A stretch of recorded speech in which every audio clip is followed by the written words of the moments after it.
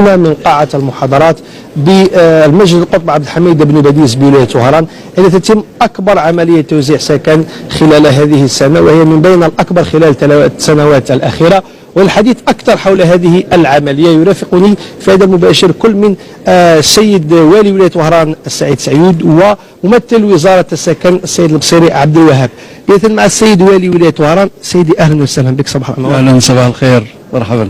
إذا هي أحد أكبر العمليات خلال 3 سنوات الأخيرة التي فاقت أكثر من 31 وحدة سكنية في مختلف الصيغ. ماذا عن صيغة هذه السنة؟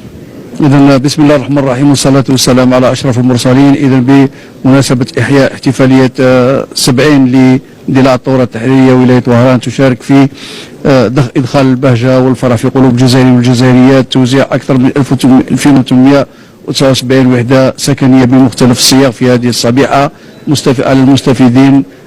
أقول بلي باش بمختلف الصيغ، منها السكنات الاجتماعية وسكنات الديال، وكذلك الاستفادات من بعض الاستفادات من السكن التساهمي، وكذلك السكنات الريفية. فنقول بلي باش يعني بعد عملية تاع 5 جويلية اليوم عملية تاع أول نوفمبر كذلك اللي جات في هذا التوقيت بالذات من أجل كذلك أن تكمل الفرحة في قلوب المواطنين والمواطنات.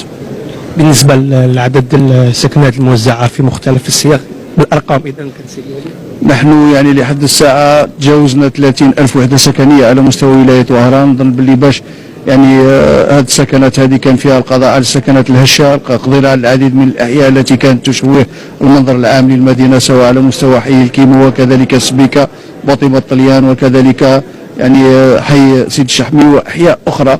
كنا كذلك بدينا عملية كبيرة على مستوى أكبر حي، أقول يعني قصديري على مستوى الولاية وراس العين، كذلك تم ترحيل أكثر من 2500 عائلة لحد السنة. السكنات الاجتماعية أو ما يسمى في وهران بالسكن بالتنقيط كذلك كان عنده الحصة الكبيرة، يعني أكثر أقول يعني أكثر من 15,000 عائلة استفادت من هذه السكنات، في كذلك ترحيل العائلات القاطنة في المدينة القديمة، وخاصة العمارات المصنفة حمراء والمهددة بالانهيار، في كذلك عملية العديد من العمليات اللي مستهم في الأيام القليلة القادمة إن شاء الله، كذلك في عملية مبرمجة من أجل كذلك القضاء على هذه السكنات هذو.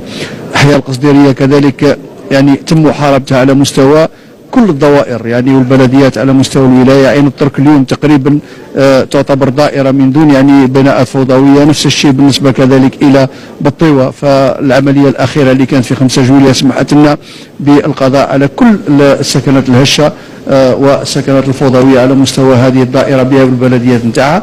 طب لي باش نتائج المستشفى هي نتائج جد إيجابية، والعمل مازال يتواصل إن شاء الله في المستقبل القريب والمستقبل البعيد من أجل القضاء على مثل هكذا ظواهر، والاستجابة كذلك إلى متطلبات المواطنين والمواطنات. شكرا جزيلا لك على كل هذه الأرقام، وأيضا للحديث أكثر حول هذه العملية التي تمس جميع ربوع الوطن. يرافقني السيد البصير عبد الوهاب ممثل وزارة السكن. سيدي، إذا الجزائر تمضي قدما في توفير سبل العيش الكريم للوطن من خلال مختلف المشاريع في قطاع السكن. بسم الله الرحمن الرحيم. أول شيء نشكر السلطات المحلية التي استقبلتنا بهذه الحفاوة، وكتقليد الجميل الذي سنته السلطات العليا وكذلك السلطات على مستوى الولايات. الاحتفال والتقسيم فرحة مع المواطنين بمناسبة كل احتفال أو مناسبة وطنية. كممثل لوزير السكن والعمران اليوم تشرفت بالحضور إلى عملية توزيع السكنات التي أشرف عليها السيد الوالي بولاية وهران، وهذه تأتي على غرار جميع الولايات التي تشهد عملية التوزيع والتقسيم، والبرنامج الذي يفوق وطنيا بالنسبة لشهر نوفمبر لوحده 102,000 وحدة سكنية، يضاف إلى مجموع السكنات التي وزعت بالنسبة لل5 جويلية، وما يبقى لا توزيعه إلى آخر السنة. بالنسبة لولاية وهران، سيد الوالي لقد أفضى في هذه العملية، وعلى سبيل الذكر لا الحصر الأرقام التي تمدتها ولاية وهران بالنسبة للتوزيع تفوق 2677 وحدة سكنية، بالإضافة إلى 200 إعانة ريفية التي أشرف السيد الوالي على توزيعها. إذا هذا الرصيد يضاف إلى الحظيرة السكنية لولاية وهران، واللي من المفروض راهي تستاهل أكثر وأكثر بالنسبة لها. هي عاصمة الغرب للجزائر، وهي جوهرة بالفعل في البحر المتوسط.